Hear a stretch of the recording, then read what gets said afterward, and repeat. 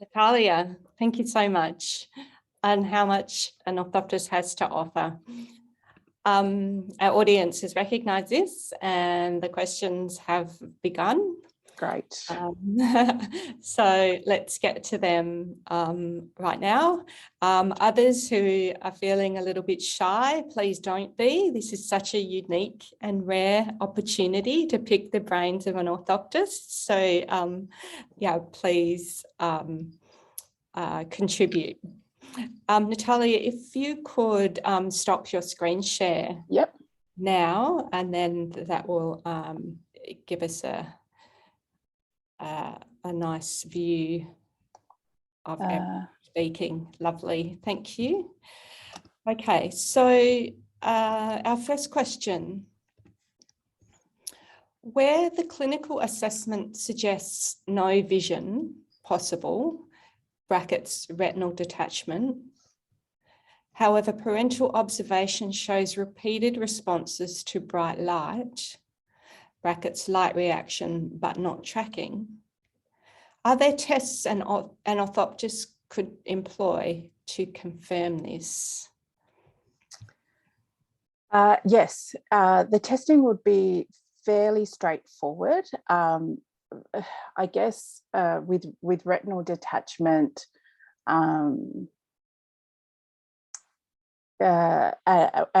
you're looking at light perception, what you kind of want to do is essentially what I would do is essentially kind of a light, a visual field using light as the stimulus to figure out where that light perception is.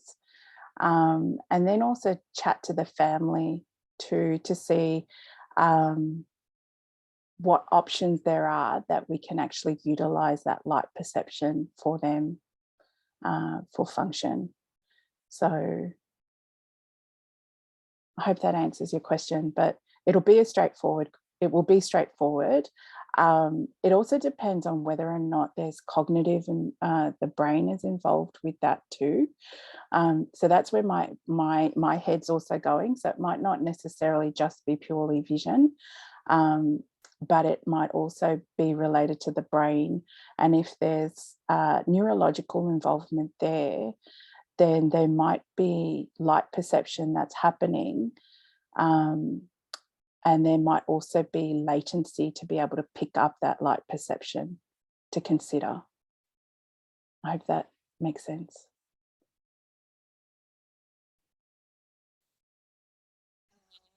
Next question, Natalia. Is there any benefit in involving an orthoptist for a toddler who is completely blind and possible light sensitivity? So this one is related to the previous question. Or are orthoptists only relevant for children that have some vision? I guess there wouldn't be harm in actually introducing the orthoptist into a discipline meeting, a therapy meeting to discuss what the goals are and see whether or not that light perception can be utilized in any way to help with daily routines, to help that child with daily routines, and it could potentially be used in some way for that child. It also depends on whether or not you as a parent feel that is going to be valuable for your child as well. Natalia, it's Melanie. I have a question there. Do you sometimes find that maybe medical testing, particularly if it's a few years old, might differ from orthoptist assessment of vision, particularly if that assessment happens in a sort of familiar environments or when the child is sort of not stressed or is well supported? Yeah, I do see there is very much a difference. I do see a difference in what a medical the medical outcomes versus a functional outcome. So when a child is, assessed in their own environment, they don't have to deal with the travel, the weight, the noise, being poked and prodded. you know, and the anxiety levels being up, all of these factors actually influence visual function, and it also influences the way that that child is able to use their vision as well.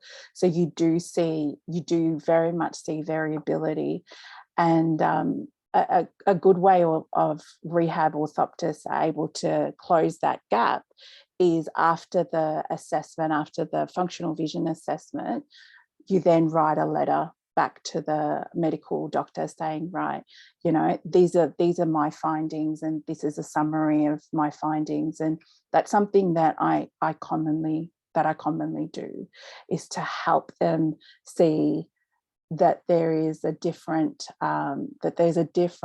side of vision to this child when you present it, when you assess them in ideal testing conditions. Thanks, Talia. There's a few more questions. So using the Lego blocks for acuity, do you have an equivalent scale like the Smarty scale that we could use when doing a functional vision assessment? No, I wish I do, but I don't. The best way to measure, to get a quantitative measure, is to actually measure the size of the Lego block. And what you could do is compare that to the scale of a near letter. Again, it's not really that comparable because you're looking at a solid shape versus something that requires higher detail. But I normally would, for quantitative reasons, I'll measure the size of the smallest image that they will see, whether or not that is, you know, a fairy in a picture book or a Lego block. Okay, moving on. Do people require a referral to see an orthoptist?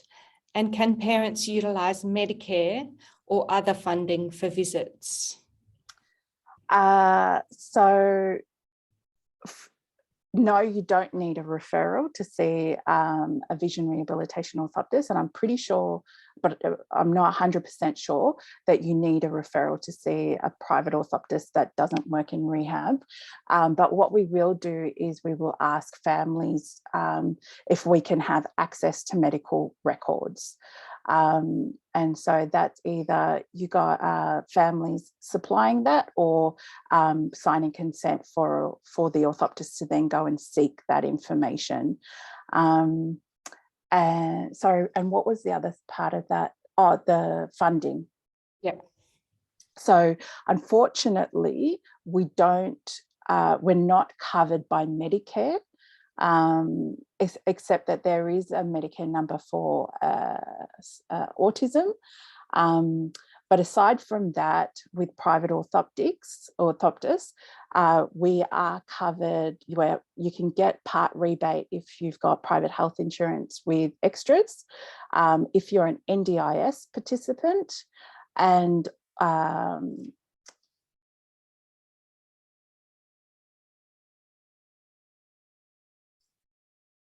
there was one more and my head's gone blank. I'm sorry, but there is funding options. Yes. Yeah. And some orthoptists work in hospitals too? Yes, some orthoptists work in hospitals. For those orthoptists, they would need a referral because they would be working with ophthalmologists. Yeah. Really.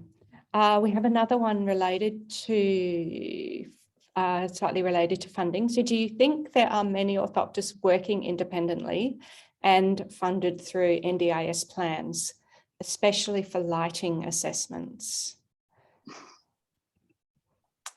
So that's a little bit tricky. So I'm not 100% sure how many private orthoptists that there are, but there is an increase in number. I think I think, but I could be wrong, there's around about 10 to 15 private orthoptists across Australia. And I think I think the majority of them are tapping into NDIS. In relation to lighting assessments, that's a bit tricky, and that's because of the way NDIS is set up for home modifications. So if you're looking at a lighting assessment to change the actual fittings in the house, then I would suggest you do it with an OT and an orthoptist together. And that's what I have done in the past, because the OT has to put in the home modifications assessment, and the orthoptist comes in with the understanding around lighting and the impacts around lighting and glare in relation to different eye conditions. I'm sorry, NDIS is just a little bit, that system's just a little bit challenging. Natalia, are there other organisations that you can find an orthoptist in? So if they're not in private practice, are they sort of more other? Oh yeah. Yeah. So, so yes. So orthoptists, there's a lot of orthoptists work in non-for-profit organisations, and that's where the majority of rehabilitation orthoptists actually work. So Vision Australia have orthoptists, Guide Dogs Australia also have orthoptists, Visibility in WA have orthoptists, Senses, Next Sense in New South Wales have orthoptists. So yes, so if you look at a non-for-profit, like a low vision non-for-profit, they have orthoptists. Yeah, and still we had a thank you for some of those answers.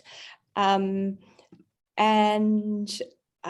me read this one. Okay, are parents given appointments automatically on diagnosis, or do they have to rely on doing their own research?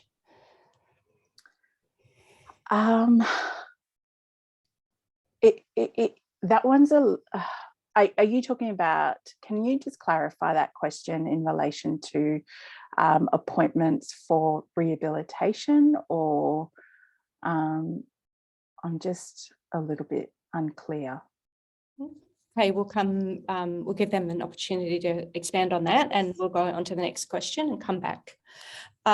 Is there a significant difference in the activities performed by a hospital-based orthoptist versus a private orthoptist, and I'd say possibly a community-based orthoptist? That's my own addition there. Yes. Is there a place for both simultaneously, or would a hospital-based orthoptist be sufficient? So the two assessments actually complement each other. So I would suggest having both, because the hospital-based orthoptist is specifically looking for the diagnosis and management of that condition, whereas the community-based or private rehabilitation orthoptist, we're doing similar tests but different testing, and we're extracting different information, and we're specifically looking for function and how to improve that function. So both of these appointments or both of these services complement each other. So it's not one or the other, it should actually be both. Okay. We're coming up to the hour. We haven't had an expansion on that question about parents doing their own research for, sorry, Natalia. So can I just answer that if I was to interpret that? Yeah. So I'm not 100% sure what the referral pathway is in hospitals. But what I would suggest is, if a parent does get a diagnosis of a condition, please get in contact with PVI Alliance Australia. So we kind of overarch across a number of different conditions, and so we'd be able to support you there. Otherwise, please get in contact with the organisation specific for your diagnosis, and they'd be able to support you through that process. So yeah, but unfortunately, there's a little bit of parent kind of investigation that happens. Yeah, and I think until, I guess, the message is out there in a really mainstream way, I think, yeah, sometimes the path to an orthoptist is not a direct one, but hopefully that will change with time and education. There's also people working on trying to change that pathway as well. So PVI Alliance Australia, we're trying to actively make a change. So parents, so it's just easier for parents because they're already dealing with so much when you get a diagnosis. So you just want to go somewhere and you just know that you've got support and help and someone to guide you through that process. Right, and you've got some thank yous rolling in there, Natalia. Thank you. So we are going to wrap up there. What an interesting webinar this has been. Thank you so much for sharing your wisdom, experience and enthusiasm. It's a comfort and an inspiration to know you are working in this space, along with hopefully all the other orthoptists who dialed into the webinar. Thank you to our interpreters and captioner for your services to ensure this information has broader reach, and to our audience for your attention, interest and thoughtful questions. I ask you to complete the feedback survey via the link that will show on screen once you leave the webinar. It will only take a few minutes and your feedback is valuable. The webinar has been recorded and will be made available on the Deafblind Information Australia website in due course. I wish you good night and take care. Thank you.